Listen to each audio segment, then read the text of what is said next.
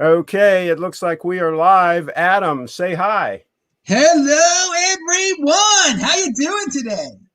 There you go. We're being personally responsible. What do you have to say about personal responsibility? Personal responsibility is the new counterculture, baby. Pound that freaking like button. There you go. Adam Meister in the house. We got to tell you, we just did a video shoot down in Montgomery County, in the heart of the high tax district area. But we went to some beautiful gardens, and we shot a video that Bree's going to do about a young lady, that the surfer lady who she passed away. Her name was Catherine Diaz. You may have heard about her. She was down in that El Salvador, that surfing community that's embracing Bitcoin. In the El Tunco Beach. Yeah, they're the community that's trying to use Bitcoin for everything they do, and they're using Lightning, and I guess, what is that wallet they're using? Strike, I guess. So anyway, she passed away. She was struck by lightning. She was only 22 years old. And so Bree's doing a video. They're going to do a fundraiser. They're trying to raise 10 Bitcoin to help fund future surfers there in that community. And so she's going to be releasing something. But anyway, make a long story short, we went down, we shot a video down there. And it went great. Nobody ran us off. We got great flowers in the background. It's like a botanical gardens, right? And we shot the whole thing there. And then, of course, we're on our way back, and one of those speed cameras with the flash, you know, those automatic cameras that slam you and send the ticket. So I'll be getting a little thing in the mail in a few weeks. So they're going to get their pound of flesh one way or the other. No good deed goes unpunished here. That's right. That's right. Okay, so Adam, before we want to talk about Bitcoin, but before we do that, Bree wants to ask you some questions about going all the way back to your childhood. How far back can you remember? How far back can I remember? You want my earliest memories that just deal with life in general? Yes. How far back? Oh, man, I can remember. I was thinking about this yesterday. You know, they're blurry things. This might have been brought on by a photo. I think I was like less than 2 years old, and I can kind of imagine looking into the refrigerator and seeing my parents sitting on the sofa. I remember. I can remember being in preschool when I was around 3 and looking at the concrete wall. But something that's really clear, when I was in kindergarten, I remember one of my siblings being born. So that's very vivid. That's very vivid. Were you actually there when they were born? No, I can remember my mom telling me she was pregnant. I can remember I was with my grandmother and my grandfather. My grandmother, who recently passed away, a blessed memory. We were at her house in Randallstown, and the phone rang, and my grandmother said, "You've got a new sibling," and another sibling and I went crazy. We started jumping on the sofa. We started running. We ran, woke up my grandfather. So we went at the hospital. But then I remember going to the hospital with my grandmother probably the next day to see my mom and see my mom sitting there with the baby and everything. So I was in kindergarten then. Okay, so we're going to dig into that, but we got Carlos in the house. He says, "Hello, Craig, Bree, and Adam. Great to see you all together." Okay, so Carlos, if you have any questions about Bitcoin, Carlos has not been supportive of Bitcoin, I'll have to tell you. So Carlos, if you got a chance here to talk to the Bitcoin Meister, and maybe he can orange pill you. So Carlos in the house. All right, let's go back. Okay, so your siblings, you mentioned your siblings. So were they older than you at the time? Are they older? Let's say that obviously the new one was younger. I'm not going to say that who else was with me. I kind of leave all that out in the I don't like to give exacts about the family, but there was definitely somebody else was definitely there with me at that time. Okay. So if we were to ask you the exact specific location of all that, you wouldn't want to reveal that either. No, I'll say. I mean, the memory was in was in Randallstown. My grandparents were still in Randallstown at that point, which is a suburb of Baltimore. Which my they had moved there when my mom started high school. Like many people in the Baltimore area, people left the city and moved to the suburbs, and then eventually they even left that suburb. Randallstown was a Jewish suburb at one point, but now it is not at all. There are like no Jewish people that live there. So what area did they move to from Randallstown? Oh, after Randallstown, my grandparents moved to they moved to Pikesville, to a condo where my grandmother lived for a long time. That's where she never moved again after that.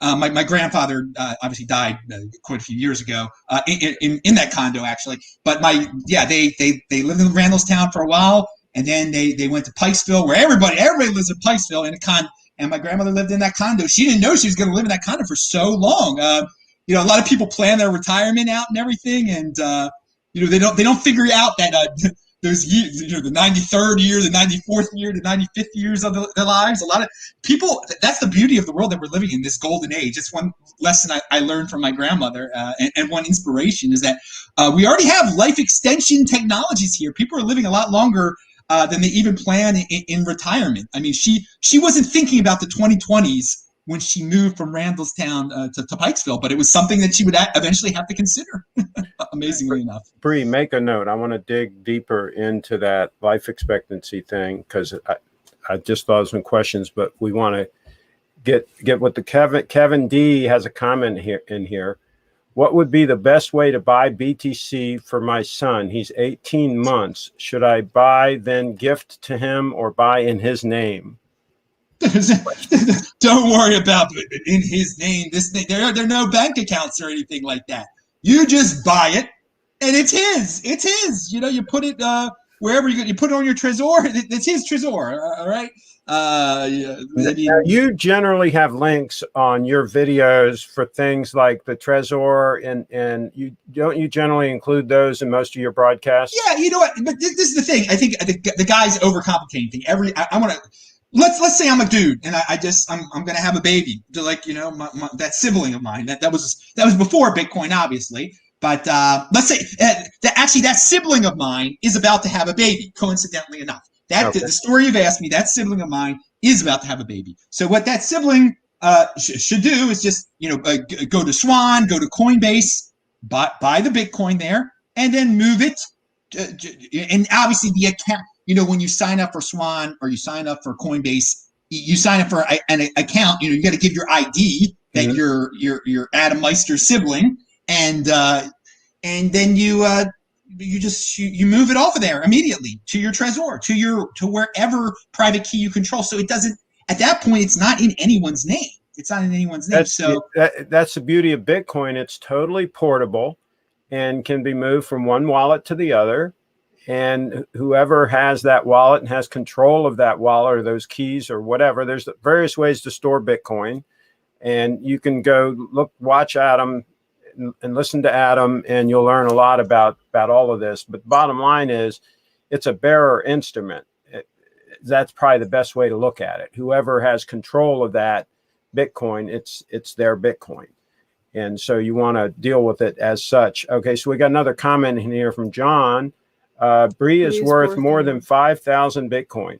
Wow. Whoa, thank you. There we go. All right. Okay, let's get back into it here. What's our next question for Adam? So, yeah, we're asking, how was your high school? Like high school days. High school days. How are my high school days? Oh, that's a great question. I by the way, you might hear a noise real quick here. I clicked on everybody. I retweeted out this for everyone that's on my Twitter. Okay. I'm TechBot on there, so I just want to see. This is live on YouTube, so I wanted to know where it was. It's not. People don't watch it on StreamYard; they're watching it live on YouTube, right? That's correct. All right. And some of you are watching this taped on my channel, Play the 2X, et cetera, et cetera. So, what were my high school days like? Well, the place I went to high school, it was in. I went to a nice private school. My parents, valued education so much.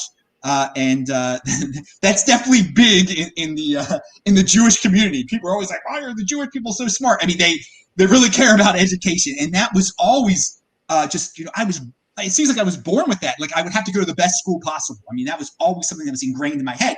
So I started going to a certain good private school in Baltimore City at 6th grade. And so I was still in that same private school in 9th grade in high school. So I had established friends there. There were only 72 people in my class. So, everybody knew everything about everyone else. And so that was a little annoying after a while. It makes it harder to get into trouble though, right? But I mean, there were some kids, sadly enough, that were crushed by that.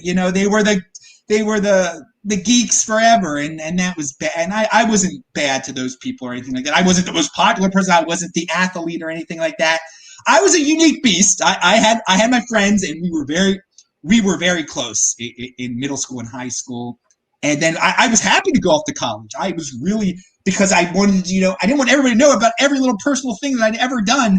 But I remained very close with my high school friends for quite some time afterwards. Now everyone's got, most people have kids. And so it's not the same anymore. But you asked specifically about those days. And yeah, a little insider information there. That's I say be a unique beast. And elite.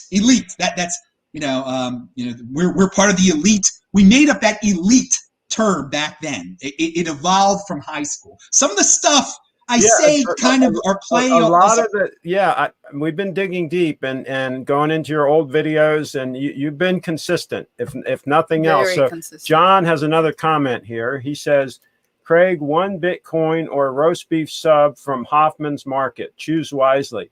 Yeah, I think I'm going to have to go for the Bitcoin. That you can get the subs anytime. Adam doesn't really. That was a legit question in 2013. I mean, a Bitcoin costs the same as some of these gourmet food places where you could gorge your freaking self. You could take you and your whole. First of all, right now to go see. I'm in Nashville right now to see the hockey game. I couldn't believe it. It cost $110 for the ticket. So imagine if you're a guy, you got 3 kids and a wife.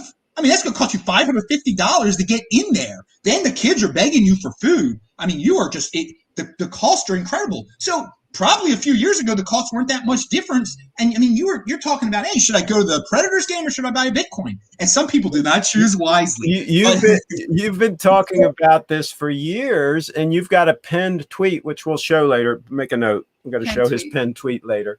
That talks about they should take the money instead of buying some $50,000 car or something. They should and my goodness, if like Peter McCormick, I think recently bought some expensive car, with some of his Bitcoin or whatever, and some years from now, that's really going to be an expensive car. Yeah, exactly. So that's what that pinned video is. That's exactly what it's about. It's from September the 16th of 2014. It was right around when the Orioles had clinched the playoff berth. And I was just saying that, instead of buying a $50,000 car, spend $10,000 on Bitcoin and see what happens, because the car is only going to be worth $10,000 in a few years. And indeed, it was right. And if you spent that much, if you bought 22 Bitcoin, then you'd be a big millionaire by now, way over. That's what it would have been back then. Spending $10,000 that day would have gotten you like 22.3 Bitcoin. I forgot what it is, but you'd be quite a millionaire at this point. And you could buy your $50,000 car now if you wish. But this is so true. People bought socks with their Bitcoin back in the day, and those socks look like they're a lot of money right now. And it's about deferral of gratification. You don't need those socks right now. Trust me. You can wear an old pair of socks an extra year and spend the money you were going to buy on, at Urban Outfitters or whatever on socks on some Bitcoin. Okay, so now we talked about high school. Mm-hmm. When did all your partying started? Talk about your college years. You used to be a party animal. Tell the truth. Oh yeah. You're on the hot seat here, Adam. We want the truth. This is a good question. So my parents do not drink at all. Uh-huh. Do not. My father has passed away of blessed memory, but my mom definitely never drank in her life. My dad probably a little, whatever, in high school or something, or in college or whatever, but he's not as growing up, they had no alcohol around. In fact, there was alcohol in this that was kind of like stored away. It was from their wedding still. and they never touched it. And then for my bar mitzvah, they used that again. the alcohol that was laying around, and then it just laid around again. I mean, and to this day, there is still alcohol laying around from their wedding and my bar mitzvah. Liquor doesn't go bad. It doesn't go bad. So that was always so. At the end of high school, in 12th grade, for prom, one of my friends had a brilliant idea that we were going to drink Zima, and that was the first time I really drank. Was at the end of 12th grade. And, you know, in that summer, there was a little bit of partying, I guess. And then once I got to Washington University in St. Louis is a big drinking town. You're with all these kids who've been from all over, every state was represented at WashU in St. Louis. And a lot of them were Midwestern kids who could just pound that beer button. My Lord. I mean, I can remember. So there was a lot. We had the beer bong, which was like this tube. You drank, you poured the beer down the tube, and all of a sudden, in 3 seconds, you drank a beer. I was thinking about that yesterday. I'm like, did that damage me in any way? And no regrets in life. It was fun, but it's possible that doing you're drinking all that alcohol when I was younger, and there could be permanent damage. I mean, that's personal responsibility. What I did is what I did. Is there my fingers are crossed that, when you're 17, 18, 19, 20 years old, that your body heals fast. And you never blame anybody else, right? For things like this. It's your decisions, right? It was my decision as an ignorant kid. You think you're so smart. Oh, you got into WashU, you're the center of the world and everything. And that's not smart. It's not smart to be just drinking so much. No, I mean, again, it was fun. It was fun, and and I didn't. Now, what about the clubs in Baltimore? I heard you used to shut some of those down. Yeah, so that dancing. Look, like dancing? See, we're digging it out here. We're digging it out. Yeah, no. It's true. It's all true.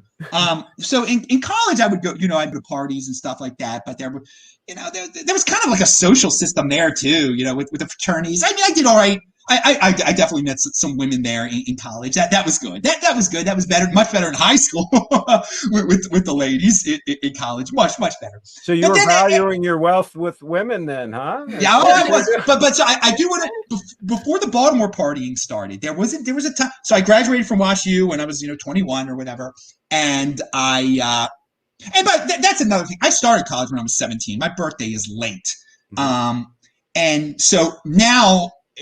Even then, most people my age were still in 12th grade then. And there's something to be said about that.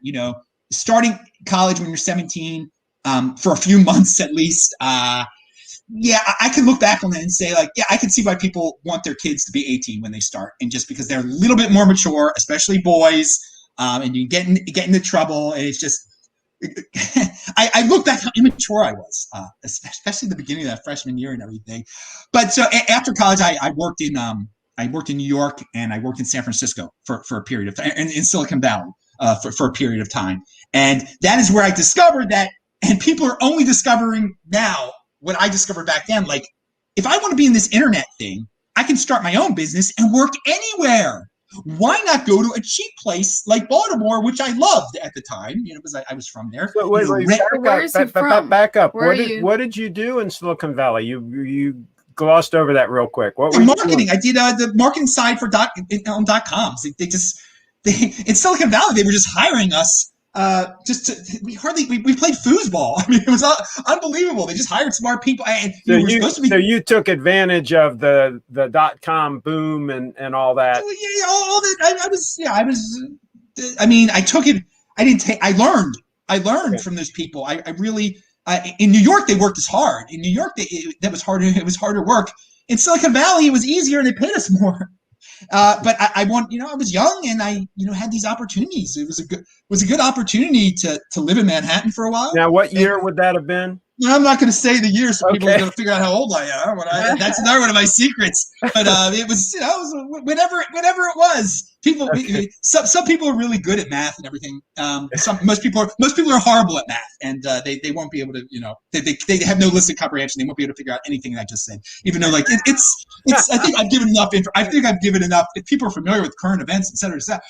Anyway, but after when I moved back to Baltimore. So I was on the marketing side of it, at both places. Okay. I actually worked at 2 places in Silicon Valley and 1 place in Manhattan. And it was great to see how the work ethics and working with smart people, working with guys that had Harvard MBAs. The guy who had a Harvard MBA, he was impressive in certain ways, but in certain ways he wasn't. So, were you thrifty then? I mean, were you saving that money then? Yes. Yeah. That was I knew to save them. Well, I had college debts to pay off, and the first thing I did when my salary doubled from Manhattan to Silicon Valley was I started paying everything off. I mean, I paid it off real fast. So that was thrifty. I didn't buy. I had smart. I had the worst car in that parking lot in Palo Alto by far. I was like one of the few guys that had an American car even in that parking lot in Palo Alto, and I was proud of that because I was getting rid of that college debt. I was getting rid of that college. They had nice European cars, like everybody had, or Asian cars or whatever. I had a Chevy Cavalier, and I paid off. I paid that thing. That I actually had a little loan on that thing too. I got it for a cheaper price because they gave you a loan. I remember my dad and I bought that thing at Anderson Chevrolet. Anyway, I bought that thing. I mean, it was there were some savings even then. I had bonds I had to cash in to get that Chevy Cavalier. I remember. But the point is, I was thrifty then. Yeah, I was. I did save then, and I took care of those debts. Something that I preached. I still preach. Don't be in debt. It's ridiculous. It just gets so much off your shoulders, and you're so free. And because I wasn't in debt, I was able to start my own little contactmeister.com business in Baltimore. And so that's when the partying started. That's where, it was reignited. In Silicon Valley and Manhattan, there wasn't much partying. I might have, drank at social gatherings that we had, but I wouldn't say that was partying. In Baltimore, it was, going to the auto bar. I became friends with the owner of the auto bar. I went to Club Charles. So were you handling advertising for them?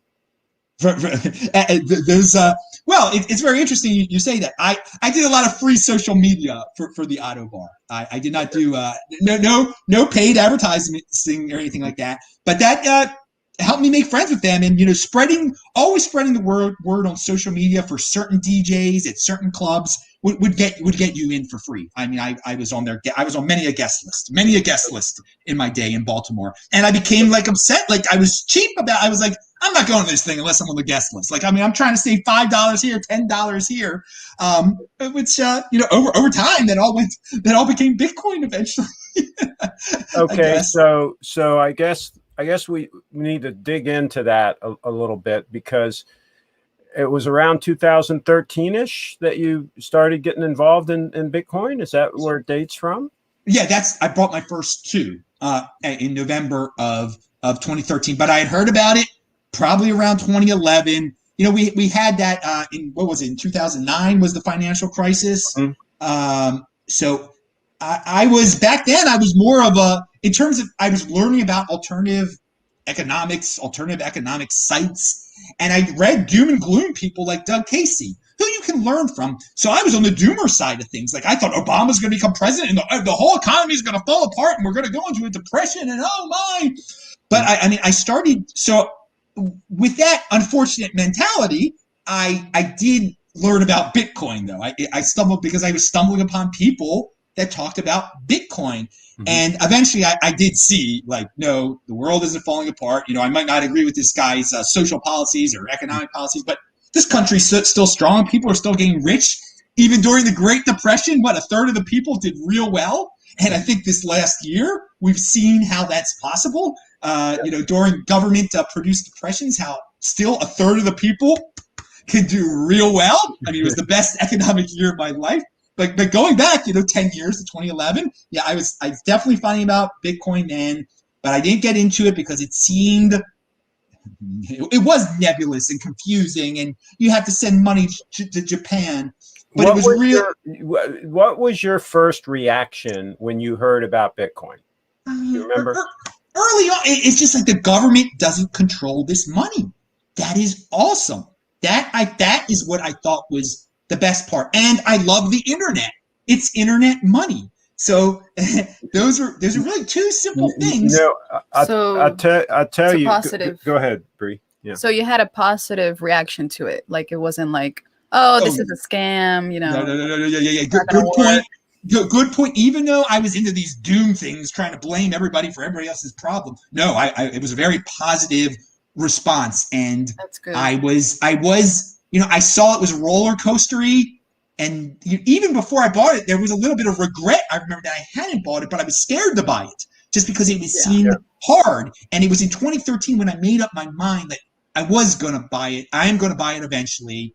And when Coinbase came out and it started surging, I had FOMO, and I figured I got to buy it now. Yeah. That's why I bought it. I had FOMO when Coinbase came out and it started surging from 300 to 400 to 500 to 600.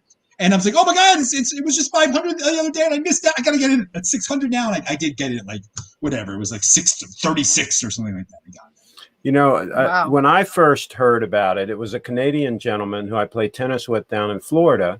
This was like 2011. And he was all gung-ho, and he was always listening to Max Kaiser. Oh, Max Kaiser. And so he was like pushing me. And my first reaction was, well, what's stopping anybody else from just making another one? You know, if it's just something somebody created and all, then why wouldn't somebody else just create another one, then another one, then another one? So I kind of dismissed it. And then he kept pushing me. And then I dismissed it because I said, okay, if this thing does take off, I think the government's going to shut it down, period. They're not going to stand for it. It's going to be competing with the US dollar, and they're just not going to let this fly, and they're going to shut it down. So I dismissed it again. And so it wasn't until probably, I don't know, it was 2016 sometime. I think it was like around $1,000 or something like that. And I finally realized that, hey, maybe this thing is going to be around. Maybe it's not going to be shut down. And maybe it's going to be the dominant one. And that I don't have to worry about, A, there being a whole bunch of them, because the whole bunch of them aren't going to be relevant. And B, it's not going to be shut down. And so that's when I started buying. And then I also started trying to trade, right? Because I say it's going all up and down. Okay, so I can try to time the market and get more Bitcoin, right? And then I have to credit you for settling me down to where I finally decided, okay, no, I'm not going to try to play these games and trade and so on. I was even trading in Ethereum and Litecoin and just playing around with all kinds of stuff, right? Yeah. And so then I said, you convinced me that, hey, just forget all that stuff and just buy and hold Bitcoin. And then, of course, we did the interview with my dad. Yeah. And he, of course, bought Bitcoin also. And so I have to credit you, because I think I would probably have less Bitcoin right now if I continued to trade. I'm not sure. I'm not 100% sure, but I probably would have less. 90% chance. 90% of them lose, really. Yeah. So John says, ha, ha, ha. I don't know what he was laughing about. Let me pull that up again. We'll just show that. And then Bitcoin Meister said, pound that like button. Pound that like button, everybody, no matter where you're watching this. Craig, you bring up a very interesting point about your history. One of the things you were worried about was that they can make more of these. Anyone can make one of these. There could be more of these cryptocurrencies, and that turned you off. I got to tell you, I figured that out pretty early on. I thought that was a good thing. I remember thinking to myself, like, oh, that's great. The more the merrier type of thing. I had no idea there was going to be all these tribes founded around altcoins and everything. You know, so I was there for the beginning of altcoins. I remember when Litecoin was just a baby. I remember CoinMarketCap had like 20 coins listed on it, or something like that. Yeah. So I took that as a positive back then. I still take it as a positive. The compete, don't complain. Yeah. If anyone can start one of these, and that there are a million others of them out there, that means that they're all shields for Bitcoin. They're shields for Bitcoin. If the government wants to make a statement, they can attack Ripple, and they are. And here's the interesting point: is it's probably good that there are thousands and thousands of them, because then that totally dilutes all of them, and it makes Bitcoin being the powerful one, even more relevant, because there's all this noise, and then Bitcoin is standing out as a separate thing. And that's why when I saw Bill Maher's video, his attack on Bitcoin, and he lumps in Bitcoin with all the altcoins, and that was his first big mistake, right? I mean, he should have had them separate, right? He should have said Bitcoin and then have all the altcoins over here, right? But that Bill Maher is even talking about it back when your grandfather, I'm thinking about my grandmother, when your father interviewed me. We couldn't have even dreamed of Bill Maher talking about it. That was just 4 years ago. That was you remember we were speculating as to whether or not Bitcoin would hit $5,000 in 2020. Yeah, I remember. Yeah, because it wasn't 3,000 yet. It was the summer. It was June or July. You were wondering if it would double. It was $2,500, and you're wondering, wouldn't it be? I think you said something like, "Wouldn't it be amazing if Bitcoin hit 5,000 by 2020? It double the money, right?" Yeah. So, wild times. Well, I'll tell you, I think that it just took time for me to realize that this thing has staying power and that it's going to be around. And I think that now I'm even more convinced that it's going to stay around, that they're not going to be able to shut it down. They being anybody that wants to attack it. I don't care if it's government or private industry or whoever. I just lump they into anyone that might want to attack Bitcoin. I think it's going to be around. And so my third concern was, could this thing be hacked? And I think that question has been answered. I mean, it's survived, gazillion attacks over the years and all kinds of FUD, as you would put it. So what do you see now as the risk factors for Bitcoin? If somebody actually wants to take a large percentage of and none of this is financial advice, just that little disclaimer, but if somebody wanted to take a large portion of their net worth and put it into Bitcoin, what do you see the real risk factors today? Well, I don't think, I think what people have to get, it's not going to be hacked. The government, it can't shut it. It's unconfiscatable. It's uncensorable, and it's uninflatable. I mean, what people have to worry about is social attacks, and that cause turbulence and can cause you to be scared, because what's going on right now is they're going to say it's bad for the environment. They being the government, competing coins, just people who are bitter. The Bill Maher's, and by the way, I haven't watched that Bill Maher thing. I've only heard about it now, but I guess it's gonna be in my face. But again, I have a positive spin on it. I have a positive spin on everything that he's even talking about is great. But people, it's so clear that it's going to boil the oceans. It uses up too much energy. We need to. So perhaps people say, well, one thing they're going to say is Ethereum doesn't do this because eventually Ethereum is going to be proof of stake.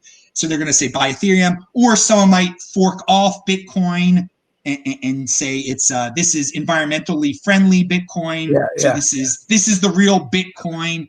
But in the end of the day, all of it will fail. All of it will fail. But people have to be ready. And then the other thing that it's unpatriotic. Bitcoin is unpatriotic. It helps the Chinese. They're going to twist it around, even though it hurts the Chinese yuan more than it hurts the dollar. The Chinese yuan is totally centrally controlled. They keep power over their people with that thing. They're going to make it totally digital. So if they have an off-ramp onto something else, that weakens Chinese authoritarian control over their people. We don't live, thank God, under an authoritarian regime in the United States that controls every aspect of our life, like they do in China. We're headed that direction. And yes, and it can be. We need to prevent that, but we have the Second Amendment, which is a big deterrent to all of this. People wonder, why does Canada have these strict lockdowns and the United States doesn't? Well, I think that one reason is the Second Amendment. I mean, why can Australia make their people slaves all of a sudden and the United States cannot? And what's one big difference? What's one big difference? Yeah, some states will stand up. I think that's the thing is the control freaks realize that at some point some states are going to just draw the line. Yeah. Well, first of all, it's on certain issues in the United States. states have already, do things against what the federal government says. The federal government has certain rules about illegals, about people coming to the United States illegal, but there are sanctuary cities, sanctuary states. They refuse to enforce immigration law. Okay, that's their thing. So there will be, if it comes to it, there will be states that refuse to enforce other laws they deem to be illegal or unjust laws. So, but we haven't gotten there yet. There hasn't been a federal, the president hasn't said we have to have a national lockdown because he has no authority to do so. But you never know. But the states will there'll be some states that will just not go along. But going back to what we were talking about Bitcoin and all of that, is that people will say that Bitcoin allows criminals to get around the precious laws of the United States, that money laundering is so horrible and it's funding the Chinese, or it's funding the Iranians, or it's funding this, that, and the other. So it's anti-American, and how could you be involved in this? You must be you're an insurrectionist if you like Bitcoin. So people have to be ready for that. Those type of threats. But fitting in is overrated, dudes. They can't do anything with that. So really, I think what you're saying is that the biggest threat and issue that somebody has to think about is their own thinking and their own being distracted and weak hands and panic selling and in other words, you have to have the fortitude to make your investment and then stand by it.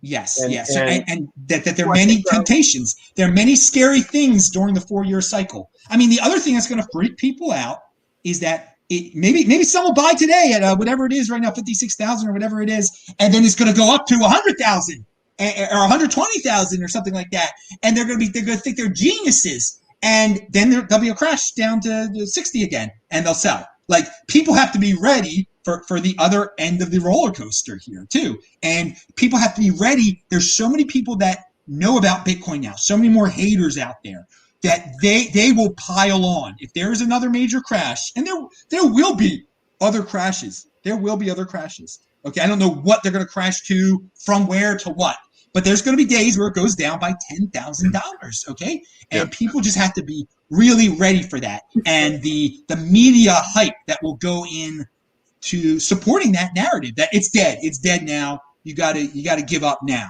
So those are the threats are social threats, basically. Now, Kevin D says never sell. Okay, so this is interesting. This is a question I talked to you about in the interview back in the day when we had you on the hot seat, and you were actually here at the undisclosed location. Now you're at a remote undisclosed location. But I asked you the question then, and I'll ask you again. You travel around. You stay, I guess, in Airbnbs a lot and at various undisclosed locations, and you network with other Bitcoiners, and you're in motion, I guess is the best way to put it. How do you fund all this if you don't sell your Bitcoin? You've kind of you haven't really come right out and said it, but you pretty much said that you don't sell your Bitcoin, that you have a strong hand. You don't do things with your Bitcoin. No. So how do you fund this? You save. That's what I've been doing for years. When I sold the houses in Baltimore, I still have some of that money in the bank. I still get paid in fiat for the podcast and for the YouTube and stuff. All right. Okay. So you're very thrifty. You're thrifty, but I mean, and one of it's planned out though. Like, I originally told people as an inspiration back in 2016, I am not touching this Bitcoin until 2020 at the earliest, after the 2020 halving. All right. But I still have enough money. I still have it figured out, spaced out in a way where I can still live a very comfortable lifestyle, traveling around the whole United States of America. Okay. With the cash I have and with the little bit of cash that's coming in from the YouTube and all that stuff. I mean, and until after the 2024 halving. And then people are like, oh, you're going to sell all your Bitcoin after 2024 halving? No. If I need to sell a little bit to live on or to get some nice things that I want, it'll be then. But how do you travel? Like by car? By any means necessary. Okay. So we just last year, when everyone's locked in their darn houses, I mean, I was supposed to, it started in March of last year, and I was supposed to go back to Baltimore for Passover, which was in March or April of last year. I forgot exactly when. I had already bought the ticket and everything like that, and then they say no. It's people. I was stuck in California basically. Everybody was freaked out, so I did not go home for Passover, but I did go back for June. I went back in June finally, but Southwest Airlines gave me the credit. The credit at that point was not worth one ticket, is worth 2 tickets because prices had dropped so much. So not only was my trip back home funded, but then a future trip was funded. Then I decided to rent a car from Baltimore, travel down to Asheville. At that time, and then I lived in Asheville for 3 months at that point. But what I'm trying to say here is that traveling was so cheap at this time. It cost me less than $100 just total for the gas, for the insurance, for the renting of the car, for everything. And it was so convenient, such a glorious road trip at my own leisure to get down there. Do you know now that how much it costs to rent a car? The costs have went through the roof. It is insane now. But you take advantage of when things are cheap. If you're scared, then you miss out on everything, and you end up paying double, triple the prices. But me, I was able to travel free on a plane for something. I was able to travel cheap down to Asheville because I took advantage of this whole year. Everything was cheap. I made a deal with in that place in Asheville. I did it through Airbnb, and then after over a month, he's like, you want to stay longer? We did it off the platform. It saved me so much money just doing it through him like that because they were desperate to rent it. No one was traveling during this. You got to pay attention to Adam. He's making moves, okay? Yeah. He's out there making moves. He's a smart guy. See, when you work smart, one of my first jobs at a car dealership, I was at a Honda dealership, and they had that XR7, that real desirable sports car or whatever the heck it was. And the top salesman there, he was selling like 20 cars a month. He was making good money and all. And he didn't seem to be working that hard, right? And I talked to him. I took him out. I bribed him with a lunch. I took him out to lunch, and I picked his brain and all. And he says, you got to work smart, not necessarily hard. And if you can work hard and smart, then you're going to probably even do better. But this is what you're learning from Adam, is he's making moves. I know all these life hacks. They are life hacks. But the only way you implement a life hack is if you live a freaking life. Pound that like button. If you're locked up in the basement all day, you're not living a life. All right? People didn't live a life for a year. For a year, I'm living the grand life. People just say they think I'm living at terrible places. I was getting deal after deal, free airline. All this stuff. It's a world of abundance. If it's a world of abundance, if you can take advantage of it, if you can figure it out, if you think, use your freaking heads, people. And so it was a good adventure, good times had by all, and that's so people wonder that I just put it out there. There are opportunities. Take advantage of the opportunities. That's how you That's how you stretch out your bank account, man. That's how you stretch. People get scared and they don't do much. What have you learned from Adam? Just go over a few of the things you've learned from Adam. Is to be responsible for your mistakes and just to be in motion, just to do whatever you need to do to live your life and to follow your dreams. Yeah, do your thing. You are a unique beast, Bree. You're the dancing Bitcoin girl, all right? There was no one else doing that.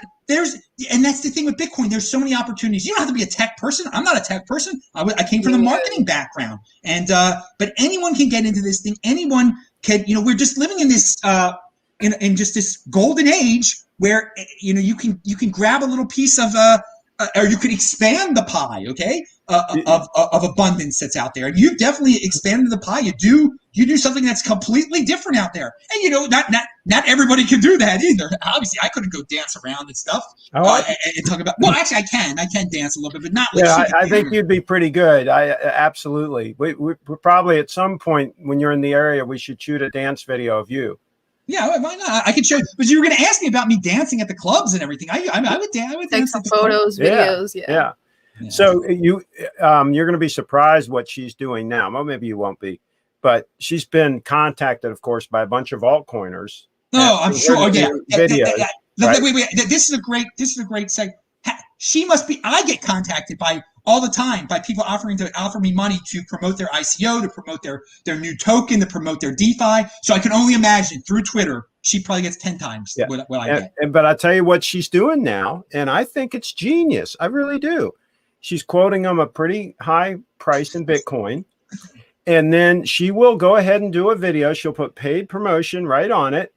And her just idea, take the Bitcoin and just hold it. and her idea is she's taking Bitcoin from an unsafe home, right, with altcoiners, and she's bringing it into her home and giving it a safe lifetime home. So she's taking the Bitcoin out of circulation from the altcoiners. It's a service, I think. Yeah, what do you as think? a public service. Well, this is what I'm going to say. I do not do the paid promotions or anything like that. It's good if you're going to do them, at least say that you're doing them, because there's plenty of people out there I can tell are doing them, but they don't say they do it. They just take the money, and it makes it, and then that's terrible. That's very bad. But you're going to get a lot of negative feedback. You will be attacked. Yeah. You will be called every name in the book. So just be prepared for that. Absolutely. I think you should think about that, Adam, because it would be a public service. No, I would never do. I had no. I remember I'm a wealthy man, so I don't need. Yeah, I don't need any of it. I would not. I know, but think about those innocent Bitcoins that are floating around in the altcoin universe, and how they need a safe home, right? They need somewhere with somebody with a strong hand to hold them. Well, if these just food for thought. No, I mean you're billionaires are coming in, so you're giving buy and hold. You're making it seem very palatable for Bree there. She's taking away Bitcoin from these Russian ICO people and putting it in a safe place. That's a way, but it's just it's definitely not my thing at all. And I'll tell you what, she is stacking it up. She's stacking it up, and she's not just, and she's also getting donations. So just straight up. Oh yeah, all these dudes that want to go on dates with you or whatever, they think they're going on a date with you. They're sending you I sent her 0.1 Bitcoin. She loves me or something. I don't know what the logic is. And she tells him she doesn't have show your hand. She says, I don't have a ring on my finger. She doesn't, of course, but she probably has a boyfriend though. But they don't think about that. They don't think about that. No. But I mean, I would. But anyway, you do. She does her thing. She's a unique beast. People, it's personal responsibility, dudes. If you guys send her Bitcoin, it's unrevocable. Remember, you can't just. That's the key. She's got a one-way valve, right? It goes into her wallet, and that's it. It's there. Good. So you're not save it for your future. I mean it's commendable that you have a strong hand. That I can say. But dude, you're gonna once you do your first. I don't know what the video, who it will be for. Some of these are like exchanges that even come to me that want me to do it. So let's say you do it for one of these Chinese exchanges. I mean, you're going to get some blowback. Oh, she's gotten some. She's done it, and she's gotten some. But she just tells them that she's given the Bitcoin a safe home, and that's just the way it is. And eventually, Adam, I'm convinced that eventually it's going to be very difficult to get your hands on Bitcoin in any way, shape, or form. I mean, it's going to be very difficult, and people are going to look back. Let's say 15 years from now and regret it. Right? Well, let's go out 25 years from now. Okay, it's going to be very difficult to get your hands on Bitcoin. That's my firm belief. Assuming things keep going on the trajectory that it's going, I think Bitcoin is going to be very difficult to get your hands on one whole Bitcoin. There you go. One whole Bitcoin. There are always going to be people that are willing to send bits and pieces of a Bitcoin and everything, though. I just want to. You're not saying that. You're kind of implying that the smart people out there are going to be holding so much that only trickles. No one's going to be ever sending one Bitcoin to another. It'll be rare.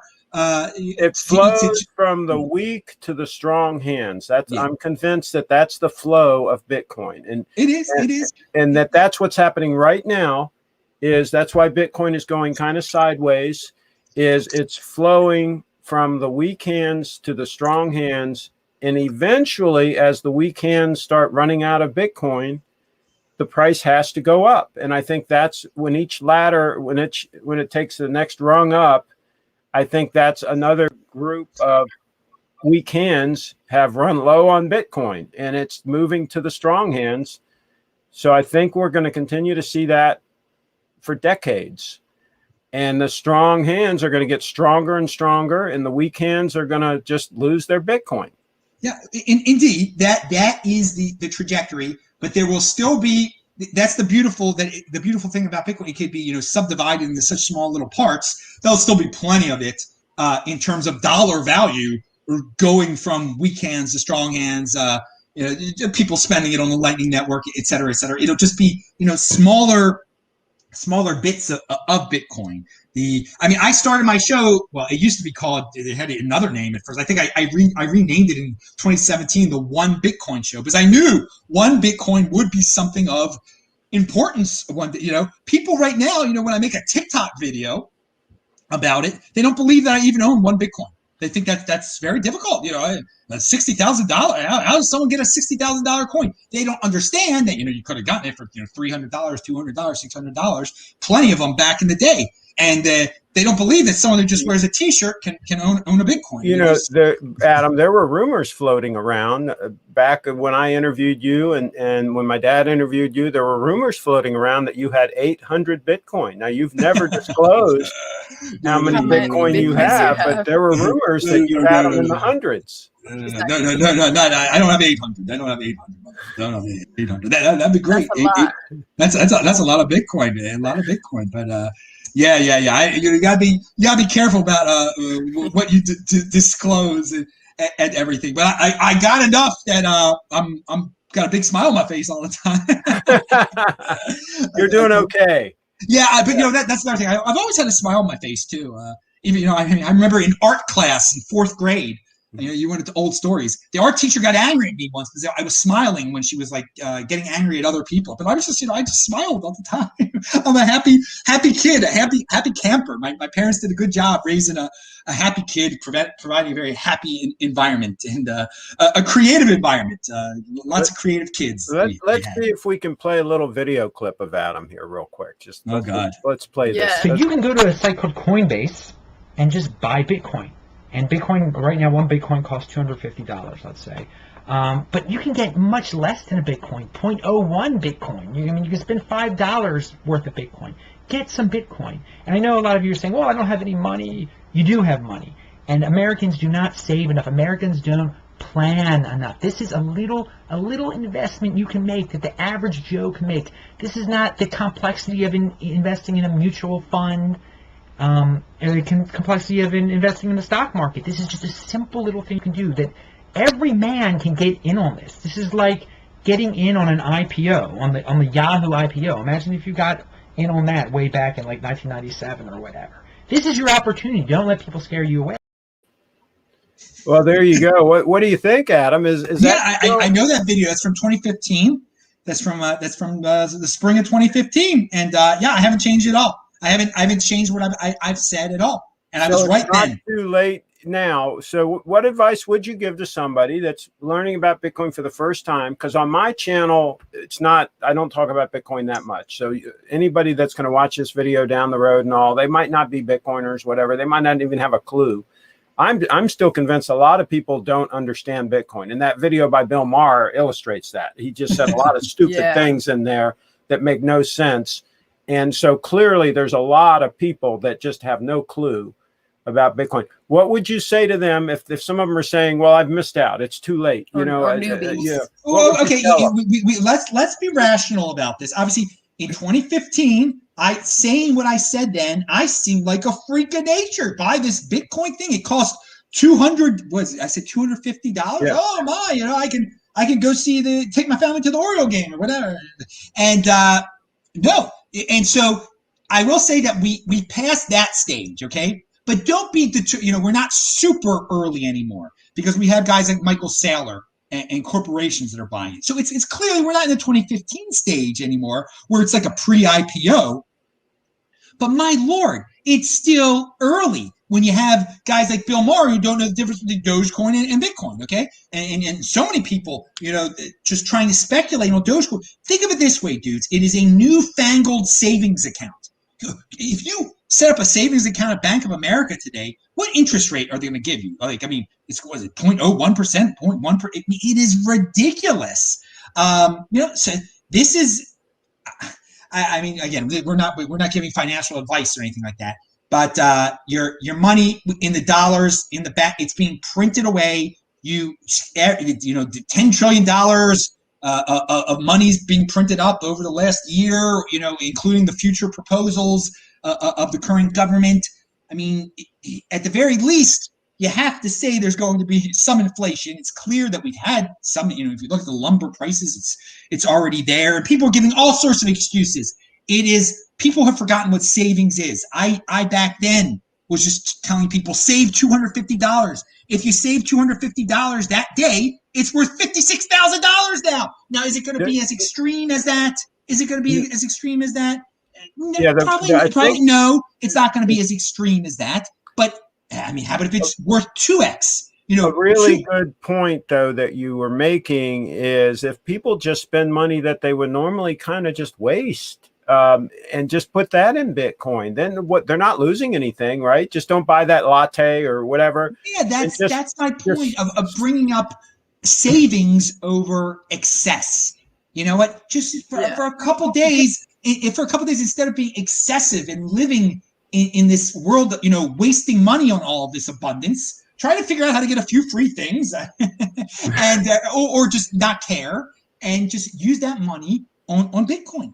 That's how you dip your toe in, just getting rid of the excess in your life for a few days. And that's how you do it. And that is an excellent point I made there. Just living a thriftier lifestyle. You can still live, just the example of this past summer just shows that you can live a thriftier lifestyle, but still live a more exciting lifestyle than most of the people in the freaking country. Me, traveling around for cheap this summer was better, more exciting than what 99% of the people were doing out there. I have to All right, so we got two more things. Life expectancy. I said we would bring that back up again, and I'll preface this by saying my sister, a year and a half older than me, she recently decided to retire early, and she had some Bitcoin. I actually had given her some Bitcoin, and she sold half of it. And so she already had weekends. But anyway, she did all her calculations based on fiat and based on the amount of money she's going to be getting from Social Security and the amount of money in fiat that she has in the bank. And she extrapolated out how long that money's going to last. And my thought was, and of course, an older sister isn't going to listen to you, right? She's going to listen to her younger brother, right? But my thought was, you got to be careful because you're projecting things out based on the current prices and based on fiat that you have that is going to be going down in value. And those things you're going to be buying, either rent or milk or whatever, eggs, those are going to be going up. So that's not a good equation. So people really need to think about saving in an instrument that is going to at least keep up with inflation, if not more than that. And they've got to figure they might live a lot longer than they're thinking they might live. Yes. So what pearls of wisdom do you have on that? Well, you want to live a lot longer than you think you're going to live. So if you are healthy, if you have a healthy lifestyle and eat well, and just stay in physical motion, you will live longer, you will live healthier, and thus your medical costs for those next 30 years will go down. All right, so that's a good thing right there. But be prepared to live longer. Just be prepared to live longer and to live healthier, and thus your Social Security isn't going to cover any. Don't. If you think you've got enough Social Security and pensions from your private employer, I would value that stuff at zero, basically. I mean, and just figure it out. Figure out some other sources, and the best source is Bitcoin, I think. And then you'll have a really good safety net right there. If you just think worst case scenario, I'm going to live 10 years long, and it's a great thing to live 10 years longer than you plan, and that your Social Security is going to be worth nothing during those 10 years, then you won't be as tempted to sell your freaking Bitcoin, okay? Today for that fiat, definitely. You'll leave some more of it in the form of Bitcoin, and who knows? In a year, it might be already pretty obvious that you did the right thing. I mean, I can imagine people that were in your sister's scenario back in 2018, cashing out when Bitcoin was 3,000, and having all the when it was 4,000, let's say, and having all the calculations in their head. This is going to last me 30 more years, and my pension from whatever company, and my pension from the United States, my Social Security, and then a year later, like, oh my God, if only I would have kept so much more. I could have lived such a better lifestyle for these next 30 years, but don't lock yourself into a fiat future. And that's what some people are going to do when they totally cash out on Bitcoin. It locks you into a fiat future, and it doesn't give you any escape. Bitcoin gives you an amazing escape mechanism if it keeps on doing what it's doing. If it's worth double in a year or two, I mean, you're living a much better lifestyle for the rest of your life. So it is something that is definitely keeping up with inflation. There is no doubt about that. At the very least, it's been doing a great job of that. Let's see if we can see your pinned tweet here. Let me see if I can do this. This is a technical thing here. Let's take a shot. There we go. There it is. And let me see if I can play it. Let me see if I can play it. I think you gotta go. I gotta go here. Yeah. Hold on. Yeah, I gotta play it. Is it playing? Oh, you gotta. Oh, unmute. Okay. Yeah. All right. Let me go back here. And scroll it a bit so it's in the center of the screen. And yeah. I know a lot of you like to waste money on crazy things. So it's not. It's not. I think it's over there. Well, do this instead of Where buying that blue screen is. Here, you do it, Bree. And invest $10,000 in Bitcoin. Oh, wow! Wait a Stop second. that. Bitcoin. Okay. Okay, so try here. We got technical difficulties here. Okay, there we go. Now go back to StreamYard. In a few years, it's going to be worth. Okay. Control. It's worth it, people. It's a good one. He'll play it. There you go. It's a currency that no government controls. And I know a lot of you like to waste money on crazy things, buy a $50,000 car. Well, do this. Instead of buying a $50,000 car, get a $25,000 car and invest $10,000 in Bitcoin. Oh, well, wait a second. Bitcoin could go to zero, couldn't it? Right now it's around $420 for one Bitcoin. But guess what? If you get a car for $50,000 in a few years, it's going to be worth $10,000. So you're going to lose the money anyway. Okay? So the Bitcoin, there's an upside. Sure, the $10,000 you invest in Bitcoin will be worth zero, but also it'll be worth $100,000. You don't know. Into Bitcoin, which is related to all these. Is that it? Yeah, there you go. That's it. Now, all right, hold on. Let me. Here, Bree, you do it. You're better at this than me. Or it could be worth $1 million. Money on crazy things, it's still going. Pause it. Yeah, pause it. Yeah, pause it. Yeah, get rid of it. It was ridiculous. So I said it could be worth 100,000. All that bit. 23.8 Bitcoin is worth more than $1 million right now. So that was a fun prediction. I needed a haircut that day. I got one soon after, no doubt. But we're going to talk about your wild hair. But can we give him a tip? Can we let a little bit of the cat out of the bag, or we shouldn't? A little, yeah. I mean, if you're okay with that. She's working on a video. Oh yes, music video. I heard rumors that you were going to do a dedication video or whatever, an Adam Meister themed video. A Bitcoin, wow, that was fast. Bitcoin VIP. There's only going to be 21. You know that, right? Yeah, I can't wait for the surprise. I really appreciate. The way she came up with this, and I think it's genius. I mean, Bree she sits and thinks about these things and plans these things, right? And she said, okay, I'm 20. I turned 21 in 2021. And so I'm going to limit the Bitcoin VIP videos to 21 because there's 21 million Bitcoin. And I thought that was genius. I mean, she's now these Bitcoin VIP videos are going to be limited just like Bitcoin itself. And so It's gonna that be will make 21 them million. more desirable going forward. 10 years from now, when people look back at these Bitcoin VIP videos, there's only 21. Dude, I like it, and I didn't know she was she turned 21 this year, or is that? Yes. I mean, it's her personal business, and you never ask a lady her age. Well, now I'm not gonna. I'll remember that for forever, because you're born in 2000. That's pretty impressive. Actually, 1999. Wait a second. If you're born in 1999, then you. Well, my birthday is on December. It was in December. So you turned. Okay. So she is 21. You are 21. Okay. Hey, I thought you said you were turning 21. No. She is 21, and there's 21 million Bitcoin. Yeah. And it's 2021. And so that's when, in 2021 was when she decided to limit the number. She hadn't decided that, and because she had just done a series. How many have you done so far? Well, 16, but I mean, I've gotten a few more big music videos in the working, so that's going to be like I'll tell you, or something. we got to tell them the one that you're going to release fairly soon. Sure. Tell them about the young lady that you did one about. Well, Catherine? No, not Catherine. The other Stacy. one. Stacy Herbert. Max's wife. Yeah.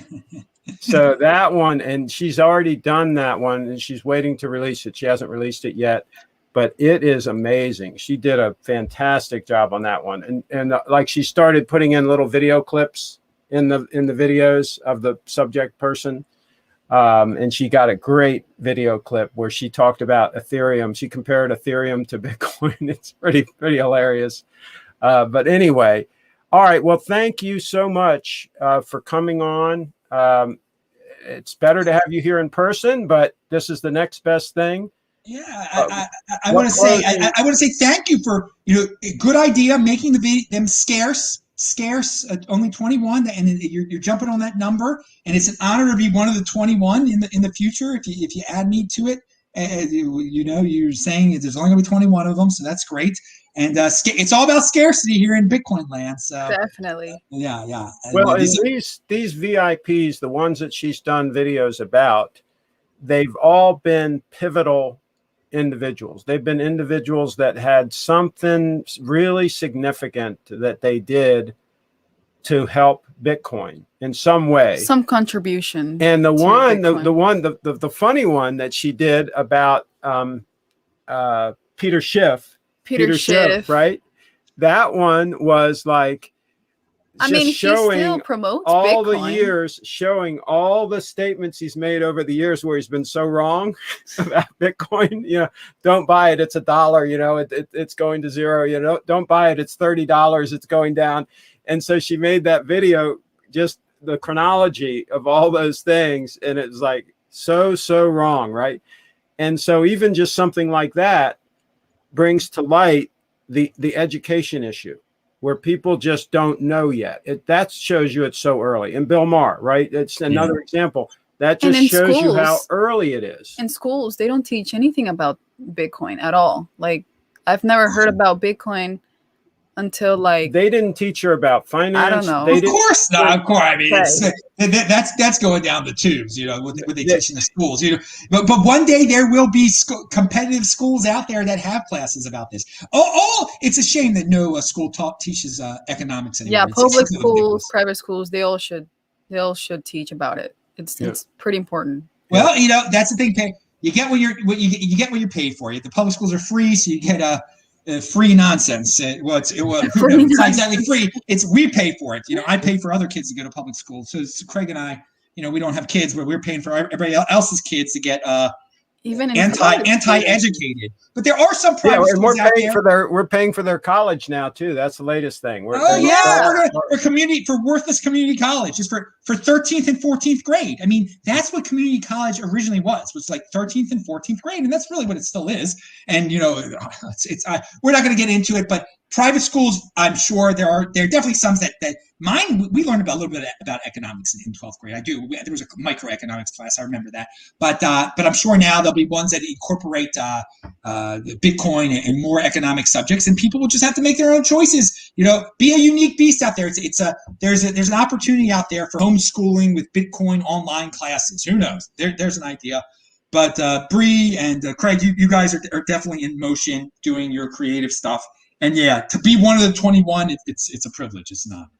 Well, thank you again Thank you so much for coming on. And Adam, you find him at disruptmeister.com. It's been on the screen the whole time. Disruptmeister.com. That's going to go to his YouTube channel. Watch his YouTube, subscribe, and click the bell so that you get notifications. Because let me tell you, folks, if you start listening to this guy, your life will be better. It's as simple as that. It's going to be, I don't care who you are, you're going to learn from this guy and your life will improve. Don't let it be so long until the next time we talk, and next time you're in town, even if we have to rendezvous somewhere or whatever we have to do, we need to do something in person. Yeah, we will see each other again. No doubt about it. Keep it positive, people. That's one of the, Craig, your life will be better if you watch Adam Meister. Your life will be more positive. And if your life is more positive, yes, your life is better. I really try to keep everything 100% positive. And that gets you in motion. That wakes you up in the, you want to live your life. It is precious. And you want to just take full advantage of it. It's even more limited than Bitcoin. Yeah, it is. That's a good way of looking at it. Keep it in mind. But hey, if you get enough Bitcoin, perhaps you'll be able to extend it to 200 years. That's what I'm hoping, baby. That's what I'm hoping. You'll do it. You'll do it, Adam. You're young enough to live forever. That's the old saying. You're young enough to live forever.